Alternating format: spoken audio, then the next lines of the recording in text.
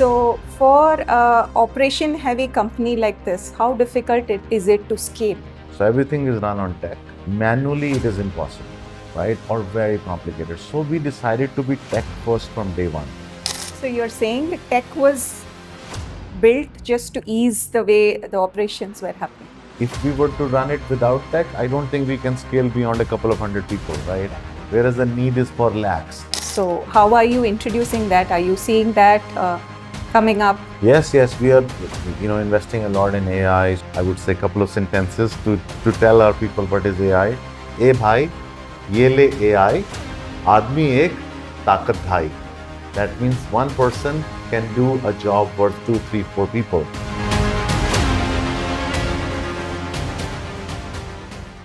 Hi, welcome to another episode of Kaleidoscope, where we bring in inspiring journeys, industry insights, and a lot of ideas. Today we have with us Mr. Vikram Sharma, co-founder and CEO of WIFFY. So we are very excited to have him here. He's going to share a lot of exciting things from his journey in this industry. So welcome, Mr. Vikram, today for the podcast Kaleidoscope. Thank you. It's great to be here. So Vikram, you come with a lot of experience from manufacturing, consulting, and even entrepreneurship. So when you started WIFFY, what did you see as one big problem in the industry that you really wanted to solve through WIFFY? See, what I have observed over years is India has great products, right? The market is developing. Today, the consumer durable products, especially furniture that you use in Indian home today, is at par with the West. But there's an issue. The issue is India is not a DIY market, so people don't want to assemble their furniture or their products themselves. And there are not enough talented or skilled technicians available in the market. So that was a gap I saw. And I believe that, we can upskill the people, which will help the brands to sell more products, consumer to get better services, and at the same time, the technicians, which are the carpenters, plumbers, electricians, also get better jobs and improve their careers. So this was the gap you saw back then. Right. But how is it progressing? Are we still that no DIY people, Indians? See, India, culturally, we are not DIY. Right? Okay. So there are some people who are hobbyists. So there's one cultural difference, right? In the West, if you are a male of the household, if you don't know how to assemble furniture, then you are not considered to be very good, right? Whereas in India, it's the opposite, right? If you are doing it yourself, then people are like, "Kyun apne aap kar raha hai?" Right? So culturally, India is not DIY. Plus, labor is much cheaper here, so people can afford to get it done by other people. So DIY is not going to be in India for a while. Now, in terms of how has the market changed, in the last 7 years that we've been operating, we have made some difference, right? Now we have more than 5,000 people working with us. We have already upskilled maybe 4x of that, 25,000 people we have upskilled. But it will take a long time to really make a difference to the entire market. So if you look at your customer base, especially in your websites, I see all big brands. So how is your association with all these big brands? Yeah, so fortunately, the gap we are trying to solve, it didn't take, it wasn't too difficult to convince them. The moment we approached these brands and said, this is what we're providing, you sell products and you just enable the consumer to avail installation or assembly services, and they latched on it because it was a pain point for them. So that was not difficult. Difficult part is the supply side, which is finding, sourcing technicians, carpenters, and upskilling them. Okay, to match with the demands. Match with the demand, yeah. So apart from these big brands, say I'm just a startup and I'm a small brand, coming up into the industry, can I approach WIFFY? Yes, absolutely. In fact, we are even more valuable to smaller brands or newer startups or D2C. And I think we have got that reputation now in the industry. Every week I get at least one inbound call from a new startup. Somebody who is starting either a furniture company or an appliance company, and they approach us saying, "We are starting this and we learned about you, we want to use your service." So we are there for them. So how are your offerings different from B2B and B2C? Yeah, so B2B, so we are an enterprise first company. We started as a B2B. So for B2B, we provide a enterprise side software integration where the brand can upload with API or manually all their orders. For example, if they sold 100 orders today, with their name of the customer, the location, the type of product, and then our system will assign a technician to the job. Consumer will get a seamless experience because product will reach the consumer's home. Our technician will come and assemble it. Consumer has to pay nothing. We get paid by the brand. So that's B2B. Whereas in B2C, consumers can approach us directly, through our website. We don't have a consumer app yet, and then consumer is paying us directly. So that's the only difference.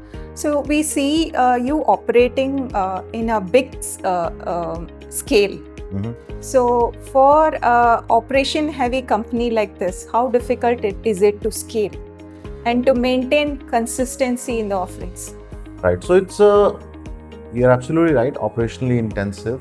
At any given time, we have 3,000 to 5,000 people working on the street every day, and manually it is impossible, right? Or very complicated. So we decided to be tech first from day one.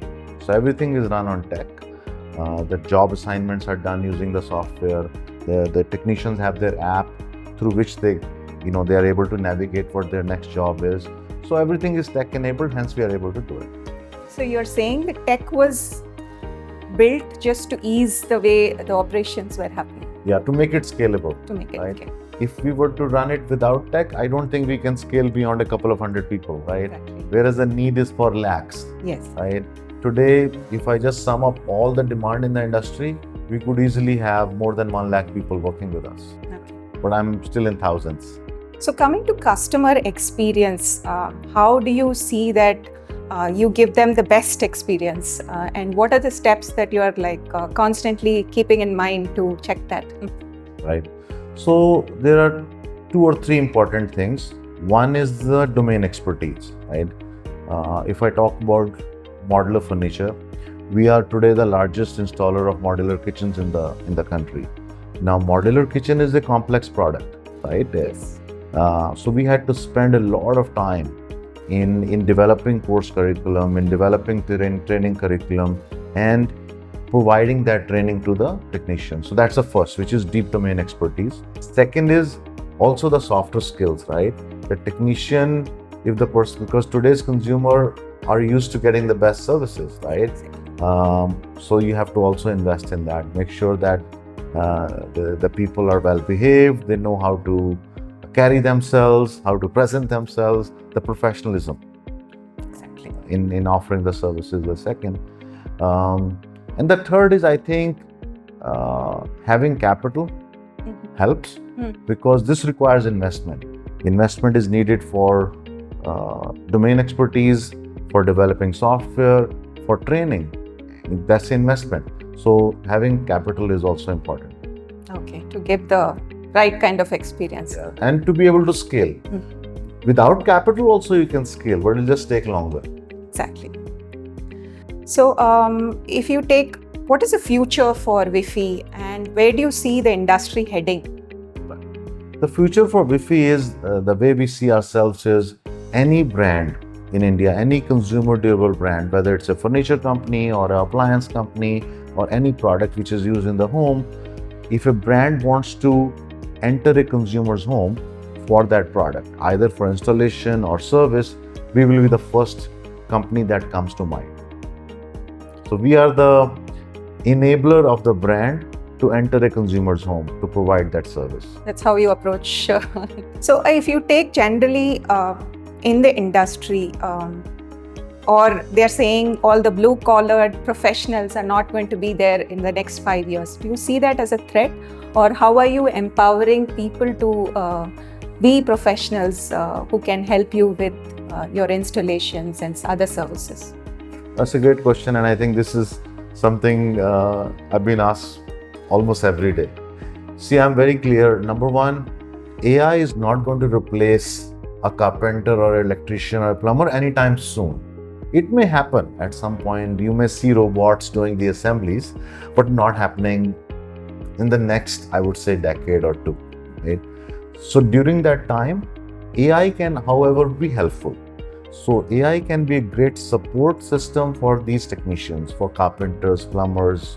Just like how ChatGPT helps us today, there will be software and AI support which will help these people, the technicians, to do their jobs better. Think of it to be like a co-pilot for them.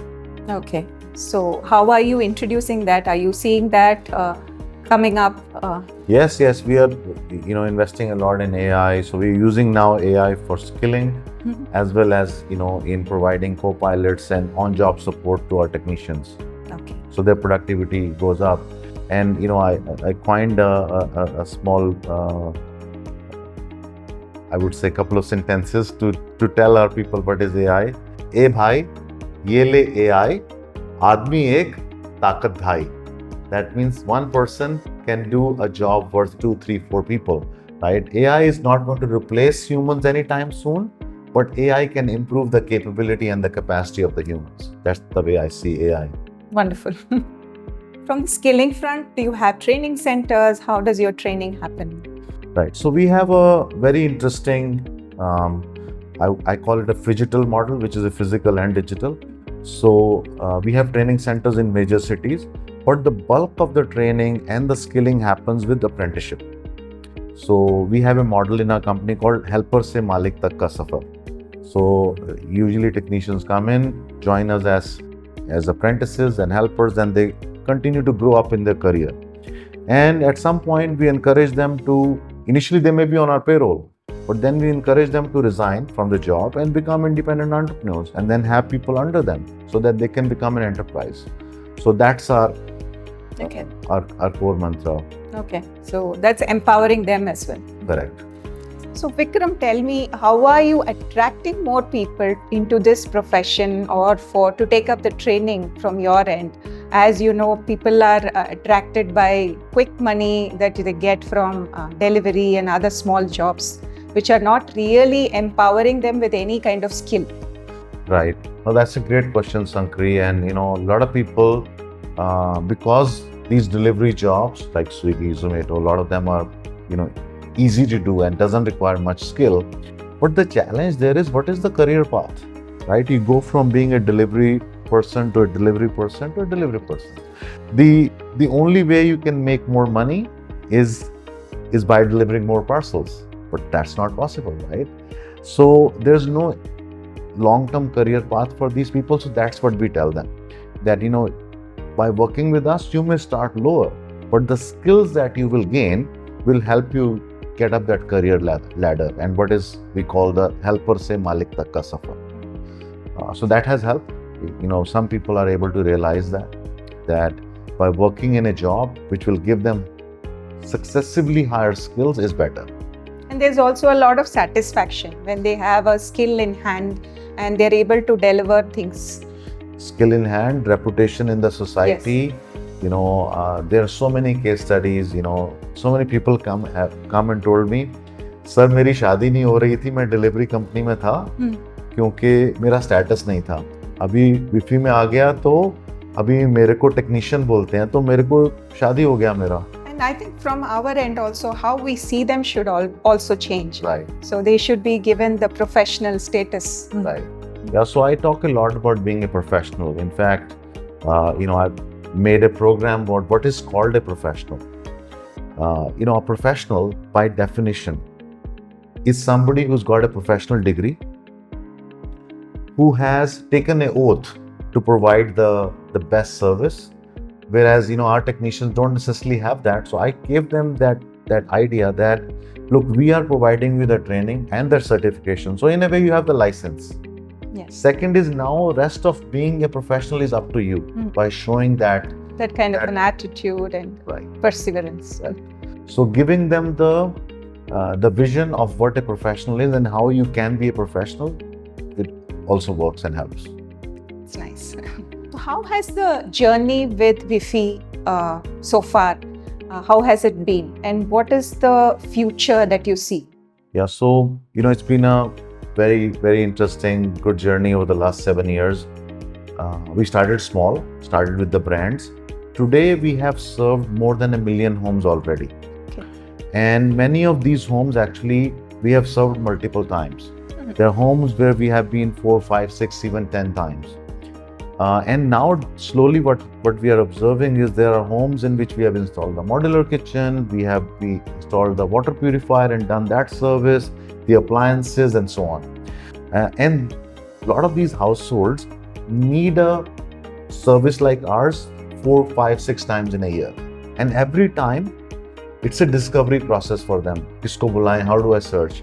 So in the future, we will be that one single solution provider where we can offer them a service where anytime, anything they need, all they need to do is just call WIFFY and we'll be there.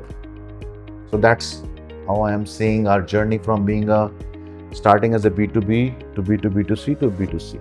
So how do you bring in that stickiness? What strategies do you think you should come about for bringing that stickiness, for that the customer keeps on engaging with you time and again? Right. I think the number one is the domain expertise, right? If it is a product which has been installed by us, anytime a service is required for that product, we already know that product. Our system already knows what model, what make it is, what are the most frequently required services in that. So that is a quick resolution. Yeah. So that makes a big difference, right? Rather than a discovery. A lot of times consumers actually struggle because technician will come and they will say, "ये तो PCB जल गया है, या इसका तो part replace करना पड़ेगा." And there's the lack of that trust. We being, the brand first company, having deep domain expertise, are able to overcome all of that. Okay. So consumers get the best service at the lowest possible cost. Okay, that's wonderful. So it's a wonderful conversation today, Vikram. Thank you for being with us. Thank you so much. Thank you, Sankari. Thank you very much. Great to be here. Great conversation.